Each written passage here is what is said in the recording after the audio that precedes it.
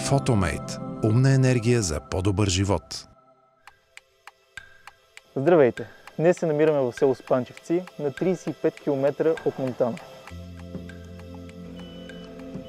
Днес ще инсталираме 97 кВт-часовата батерия на Huawei, която ще е първата в България.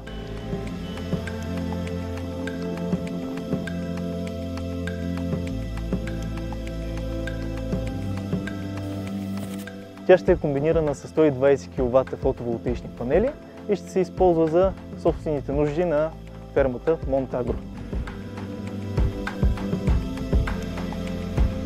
Тъй като сме в регион, където има проблеми с електрозахранването, а и непрекъснато несигурността с каква ще е цената, идеята е да бъдем абсолютно енергийно независими в процеса на развитие на нашата ферма, на нашия обект. Ние дневно консумираме между 300 и 400 кВт електроенергия, като в вечерните часове имаме пикове, когато имаме доилни мероприятия. Точно този момент ще го обере батерията, като в момента започваме с 100 кВт, в последствие може би ще бъде надградена, защото имаме нови планове, ново развитие, всичко да мине на енергия, която да си бъде произведена от нас.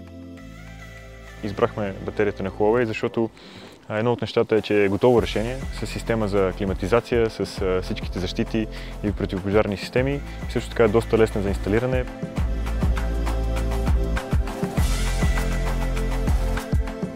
За един ден може да се инициализира цялата система от механичната сглобка до софтуерното програмиране.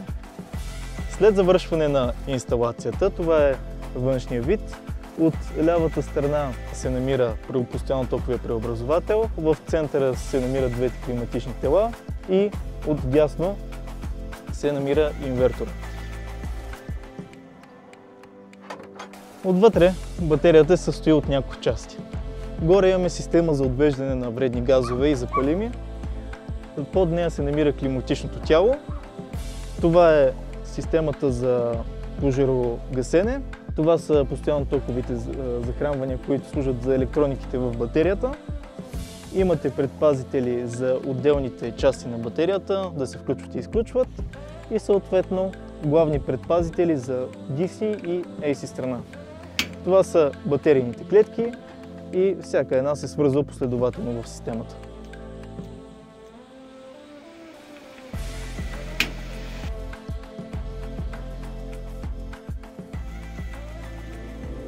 Photomate – умна енергия за по-добър живот.